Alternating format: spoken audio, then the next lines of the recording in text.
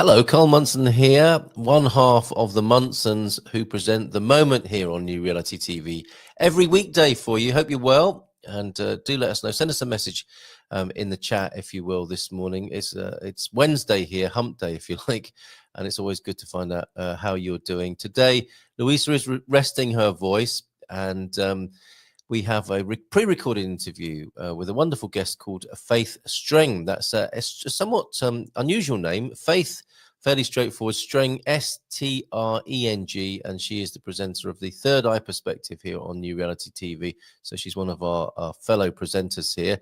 And talking of New Reality TV, the big summit is happening this weekend. So we're getting very excited about that here behind the scenes. And we've got a fantastic summit for you this weekend. It's not too late to register. Please come and join us for that. I'm really looking forward to being the MC of the event. So it'll be my pleasure to welcome you personally. Let me tell you a little bit more about it. If you go to newrealitytv.com, you can register right there. Awaken to a new reality. That's what we're all about here. It's Rise Beyond, a free spiritual summit for creating your new reality. And you'll really be able to immerse yourself, deep dive. Our dear mate Tom Evans is opening up the proceedings on the day one of this event, which will be Saturday, the 29th of March. And that's, forgive me here, because we broadcast live from Portugal, generally speaking. That's our time zone, and the whole mental mathematics of the time zones around the world and the United States do mess with my mind a little bit. It starts at 10 a.m. and goes on until 7 p.m. That's, I guess, EST, Eastern Standard Time. You'll be more familiar with that and what that means for you in your time zone than I am. But Tom Evans is beginning the event with me, so I'll be chatting with Tom and then handing over to him. Louisa Munson, who I've also heard of, will be speaker too. Heather Finch after her, and Siri, who you've seen on our show, The Moment here. I'm really looking forward to hearing what all of these wonderful speakers have to say and getting to meet them and know them better, and you can too over the weekend. Melissa is going to be the penultimate speaker on Saturday, and Gillian Holly, who's doing so much work to make this happen as well, is our final speaker on the Saturday. That's not all. That's just the Saturday. We will be having a chat. I'm really looking forward to talking to the founders as well during the event as well, so that you can really begin to understand what their founding mission and spirit is. They're great people. It's always great talking to them, and you'll be able to find out more about what possessed them to create New Reality TV that we are picking up and running with here. Day two, then, this is Sunday. Forgive me, not Saturday. I've already run through Saturday. And if you want to clarify for yourself, do go to newrealitytv.com and you can look at this yourself as well. Mark Wiseman is starting things for us on the Sunday in our speaker lineup. The Reverend Tracy O'Connor follows, and we have Chris Ashley, Derek Loudermilk, Daniel Jackson. He's quite a character, is Daniel. Looking forward to that, Daniel, and the other one, Daniel, the past life regressionist, who will be concluding for us on the Sunday, 30th of March. It's all online. It is a virtual conference, and it'll be a space to come together, to co-create, to collaborate, and we'll be able to. It'll be quite informal if it's anything to do with me. So there'll be a space and opportunity to chat and connect and be with like-minded, open-hearted, and open-minded souls throughout the event. So sign up, please, at newrealitytv.com, if you will. And as far as I'm aware, it's absolutely free. Yes, complimentary admission, as you can see on the flyer there. So do come on and enjoy that and join us for that. So today then, this will be Louisa's interview, pre-record with Faith Streng, which will follow in just a moment. And in this interview, Louisa asks Faith what it's like to grow up as a third-generation healer and how her own abilities have come forward. So that will be fascinating to find out more about Faith, of course, and presumably to see how you can do that for yourself as well. If you feel like you have latent or abilities that you've not paid much attention to in your life, it's good to get the inspiration and support and hear how that happened for somebody else. And we're here as well for you every weekday. Well, for us, it's around midday here, but whenever you listen to us on New Reality TV and whenever you can engage live, please do that. Please be part of our moment community. and it's all about coming back to who and what we really are. So if you have those latent healing abilities, if you have things that you feel like you shut down over the years, you'll have an open minds and open hearts, as I mentioned before, on the moment with me and Louisa. And it is a safe space, and I would say a supportive and encouraging space to talk about such things. Before I hand over to Louisa and Faith, I would like to just pay my respects. Actually, I heard that the mystic and teacher and speaker Andrew Harvey has passed. A great inspiration to me. I remember hearing him. Strangely, you know how things find you when you need them. I take you back to 1944. I wasn't alive in 1944. To 1994, and I was trying to find the transcription, and I will find this, and I'll share it on another episode of The Moment. But I used to publish something called Vibes magazine back in 90. It's amazing looking at these. I haven't looked at them for years, and this is 30 years ago, 31 years ago. Is that right? 1994. Oh my goodness. Right, okay. That is a long time ago. I can say wholeheartedly that Andrew Harvey was one of the influences that made it happen, because I heard him on mainstream radio. I remember it on being BBC Radio 4, and it was a documentary or something about spirituality, maybe even back then emerging spirituality, and they chose to speak to Andrew Harvey and bring him on. And I think he was described as a mystic, a modern mystic, and he'd been quite taken by the work of Mother Mira in Germany. And I think he sat at her feet or rested in her lap and was inspired. And he also spoke about his inspiration and connection to Bede Griffiths, an amazing teacher as well in his own right. And I think Andrew, who was incidentally originally a scholar, I believe at Oxford University, put his academic rationality behind him and just became a full-on mystic. It's quite the transformational journey if you get to find out about Andrew. So RIP Andrew, and thank you so much for the impact you've had on my life. Over to Faith and Louisa now. Tell me about that. What's it like growing up, with healers that have come before you? Mm-hmm. I love sharing this, and I love talking about it. And it's, I think, like most people who grow up in different kinds of households, you don't think it's different until you get out into the world and realize, oh, other people don't think like that, or your mom didn't use a pendulum. So my grandmother and my mother were past life healers. They used a modality called spiritual response therapy, and that really opened up their psychic gifts. Yeah. And my grandfather, who died when I was 3, my mom's dad, he was part of a pretty famous channeling group in Detroit in the 70s. And if anyone is familiar with the Law of One materials, a member of his channeling group helped those scientists learn how to channel and how to meditate and receive those messages, which is very cool. Yeah. So my mom started doing this Akashic healing work with me when I was 5. I remember going to kindergarten, and I had some stomach aches. I didn't know it was anxiety, but I was having some anxiety. And that's my first memory of her saying, let's do some clearing for you. That's what we called it, clearing. And using these charts and a pendulum to identify and clear past life trauma and the subconscious beliefs, the limiting beliefs that are remaining as a result of that trauma. And so I grew up talking about past lives, parallel lives, angels, the mind, body, spirit connection, and reading all the Hay House authors as I was getting into my teenage years. Yeah. When I was 19, I started doing this work myself, and what I say, communicating with spirit, high self, through my eye blinks, actually. And it was always in the background. It was a very open channel for me, but I never really thought much about it. My background is as an actor, as a performer, and I had a lot of training, worked very hard, just knew, this is my gift, this is my life.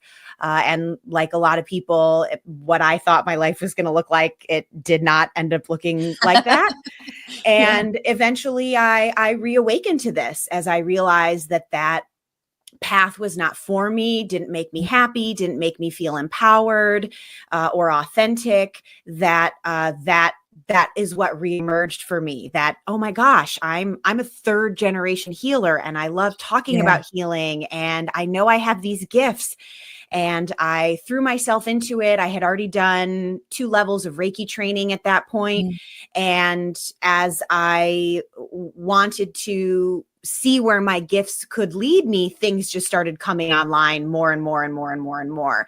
And it was really exciting then to combine my understanding of the Akashic records with my new understanding of the chakras and the energy system, and then all of the various guides that also want to communicate with us all the time.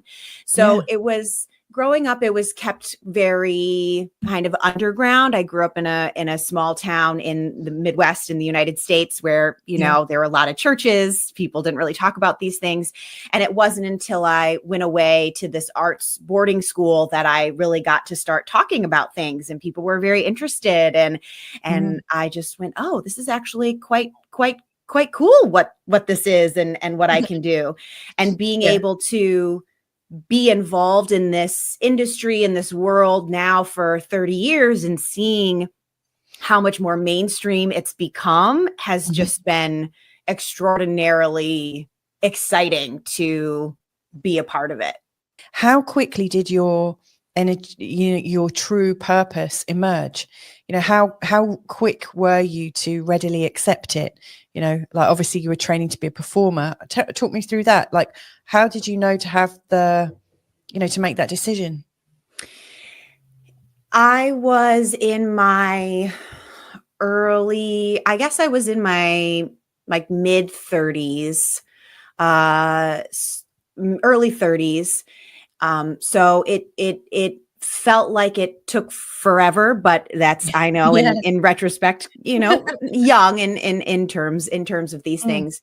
And I had known from the time I was 5 years old that I wanted to be an actor. And because of my understanding of energy and soul purpose, and that we should all be happy, it got so deeply rooted that was my purpose, that it almost didn't leave space for anything else. So it was quite painful. It was a really dark night of the soul to come to the realization that it was not actually for me. And I had to go into a very deep place of surrender for myself, because I have a BFA in acting. I had worked in restaurants. I'd done some assistant work, but I didn't know what else I could do. At that point, I knew I don't really do well with anybody who is a boss. I do, you know, so I didn't really know where I would fit in. And it was a lot for me to completely and totally be willing to burn down everything that I thought I knew on this very deep spiritual level. And when I was able to do that, then after a few weeks, it sort of trickled up, it simmered up to the surface in a new way. And as it became more clear, I got really excited, and I, in true fashion for me, just dove in head first. And because of my background, I was very comfortable showing up online. It was very easy for me to be creating content and to just kind of try things in live settings on Facebook and Instagram. And as I committed to that, and I just started learning and put myself into like spiritual grad school, things just really started to evolve and accelerate very quickly. And my business grew quite quickly, and people were really hungry for this material. And I am so grateful that I settled into what I did, because I can't imagine doing anything else. It just feels so right for me. It is just seeing all the stars have aligned to guide me to this place, and that I couldn't have gotten here without everything else that I had experienced. Yeah, I mean, I'm guessing you would have had to learn a lot of poise and confidence, and to be able to project and to be able to think on your feet in you know what you were training for. That's amazing. And now you get to be the boss, because I'm guessing as an actor, you've got producers, you've got lighting, you've got everyone telling you how to be, and now you're able to work with those energies yourself. So tell me about how you work with people. So it's my gift that I'm able to tune into the Akashic records to past lives without going into a trance or a meditation. I am clairvoyant, I'm clairaudient, I am clairsentient, and I'm claircognizant. Yeah. So people will come to me when they feel like they've been in therapy and outgrown it, and there's just some things they can't quite get to. People come to me when their psychic abilities are becoming apparent. They'd like more information. They'd like to explore that. I'm very clear that I'm not a doctor, but people do come to me looking for some guidance around health challenges that medical professionals can't seem to help them with. And in this space, which are generally all online, we have this shared intention, and then it's just very open, and I will be available to, is there a past life that wants to come through? Are we starting with the energy? Generally, I start with the chakras to see which one may have some blockages, and that will generally lead me into the Akashic records, because I found that things that happened in other lifetimes can affect the energetic body in this lifetime. So we clear those away. We are looking at these past lives to see if there's something really positive and empowering that we're activating, or was there something that was perceived as traumatic that has caused feelings of rejection, abandonment, lack, low self-esteem that we can reprogram for ourselves. I work with sacred geometry shapes. I channel angels, ascended masters, star beings, fairies, dragons, ancestors. So I'm connecting people with their guides. And the ultimate purpose is to clear away all this baggage that we came in with and we've gained, so that we can be more present in the moment, so that we can really step into knowing how to deliberately and positively create our experience on this planet. That sounds amazing. That's great.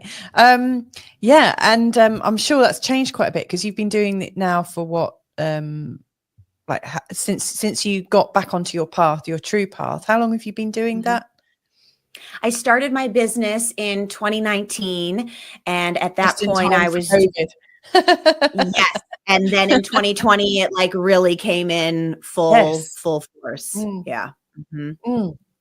I mean, when I talk to fellow healers and coaches and stuff, most of them say that it really came in full force around the time of COVID, because, you know, people were absolutely needing guidance, feeling very sort of separate, you know, because we're all separate and isolated and stuff. I mean, people went through very, very dark times. You mentioned earlier, and I made a note of it, you work with eye blinks. Can you tell me a bit more about that? Because I've not heard of that, and that's got my curiosity going. Yes, absolutely. It's a form of applied kinesiology, which is essentially what using a pendulum is. If people talk about muscle testing or a body pendulum, I've heard it called, and really even pulling cards, it's all kind of the same thing. Like your body is receiving an impulse that's creating a movement that is connected to something you are receiving or channeling, and your body knows the truth. And so the communicating with spirit through eye blinks is a aspect of spiritual response therapy, the modality my mother and grandmother did. And in a relaxed state, just like you need to be using a pendulum or muscle testing. For me, it was asking yes or no questions. 1 blink is yes, 2 blinks is a no. And from there, I could also channel the number of whatever chart I was working with in spiritual response therapy. And for now, how it looks like as I'm in session, as I'm in sacred space, I'm always checking in. Is this true and accurate information? I always want to make sure I'm a clear channel. And that's when the eye blinks will come online. I'll get a yes. I usually don't get a no at this point, but if there is something there, I'll get the no.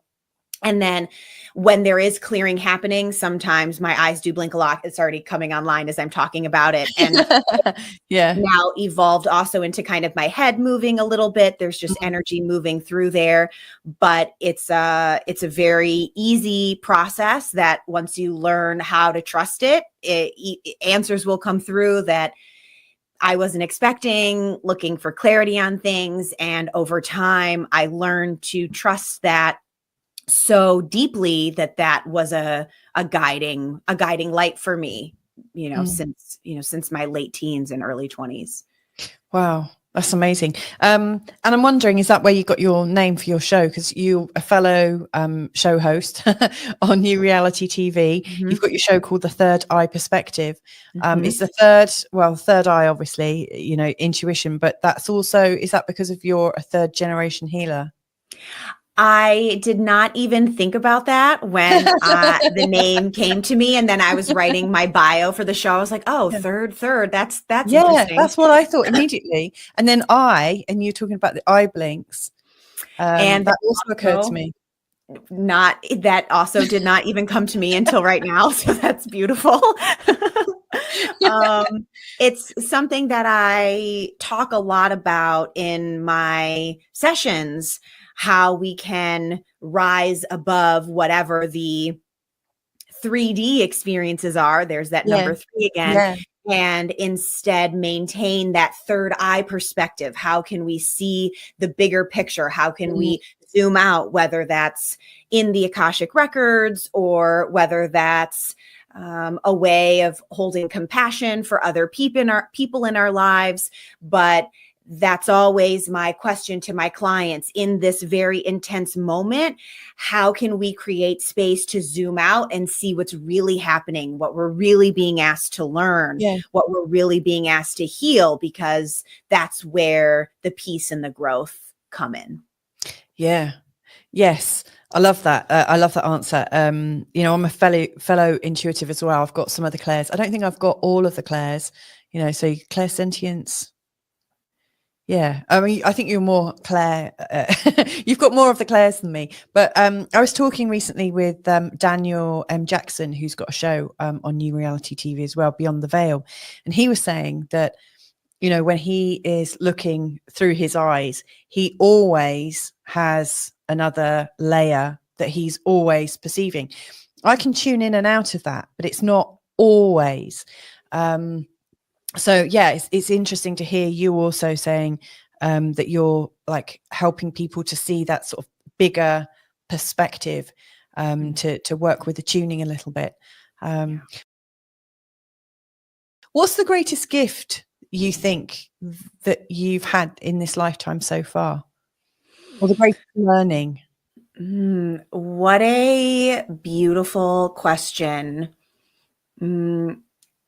That it is of utmost importance to slow down in order to get where I want to go or achieve what I want to achieve. That it all comes from cultivating relaxation and a slower pace of life. And always, always, always tuning into my faith. And you're called Faith. I am, yeah. So that's great, isn't it? Yeah. I like that. It's not just your body or your head that is giving you your acknowledgement, because when you were talking there, you actually slowed right down as you were saying that. I mean, it was a full body. I felt that. I'm sure people watching will feel that slowing down going on for them as well. So I get from you in chatting with you that you're also transmitting energy as well. Yes. The Third Eye Perspective then, on New Reality TV. Tell me a bit about that. So my intention for that show was to take the very 3D, earthly dense experiences that my clients have had or people watching, ask me to talk about, and to also get more personal than I've been before on my own earthly experiences, and help to find those third eye perspectives on those very real experiences that we all have, whether it's the experience of divorce, or do we pick our parents, or dealing with chronic pain, money issues, and very specific things that come up that are even beyond the more general. And in these little bits and quips, it's a mini pod. So these are just 5 minutes or 15-minute episodes to be able to give people that lightness in order to eventually help them learn how to find that higher perspective of their own earthly experiences on their own. Fantastic. I love that. And, because of its short nature, it's kind of like a bit of a, I would imagine a bit of a refreshing pick-me-up. That's my goal. It's there to lift people up. Okay. So this is just a 30-minute live show that Carl and I do. And, I'm going to be putting this into a 30-minute show. So forgive me for needing to kind of wrap things up a little bit. But is there something that you would like to share right now? Like, have you got anything that you want to promote, or, something going on that because this is going to be released very soon in one of our live shows. What would you like to share out right now? I have 2 really exciting things that I love to talk about. Thank you for giving me space for this. I do have a 3-month psychic development mentorship that has just been so rich for me to offer and work with people in this way. It includes individual sessions with me over a 3-month time. And what I found that I was very surprised by when I started my business, that just doing this consistent clearing in the Akashic records and this energy clearing, is that people's psychic abilities were just coming online really naturally, because it is our natural state of being. And when we clear away what's blocking it, things just develop. And it's been very exciting for me to help guide people who have gifts even that I don't have, and to be in that space. Faith, that sounds amazing. Thank you so much for taking the time today on your Sunday to come and have a chat with me. I really, really appreciate that. If somebody wants to get in touch with you, Faith, what's the best way for them to reach out to you? They can visit my website, which is faithstrenghealing.com. I am also on YouTube and Blue Sky. And of course, check out my show on New Reality. Well, that was amazing, wasn't it? Do let us know what you think about the conversation that was, what effect did it have on you? How were you inspired by that? Do you feel like you have abilities, qualities that maybe you haven't been paying so much attention to, and now is the time for you to be reconnected with those abilities? And as I said before you heard the interview there, I like to see the moment as a safe place to discuss that, and come along and join us on every weekday morning and say hi and talk about such things that you haven't maybe talked about for a long time or don't like to talk about. You'll find a safe space and open hearts and open minds here in the company and the community of New Reality TV generally. And I would like to think specifically on the moment with the Munsons, with me and Louisa, who you saw in the interview there. Have a great day. Enjoy whatever you're doing, and we'll be back again to see you again real soon. And don't forget to sign up for the New Reality TV Summit that is happening this weekend on the 29th and 30th of March. There are still spaces available. Come along and join us. And I think you'll find that very inspiring, enriching, nourishing, and a fulfilling place to be over the weekend. I'll be there. I'm the MC for the event, and I'm really looking forward to it. And I'd love to welcome you there. Have a great day. Take care, and bye for now.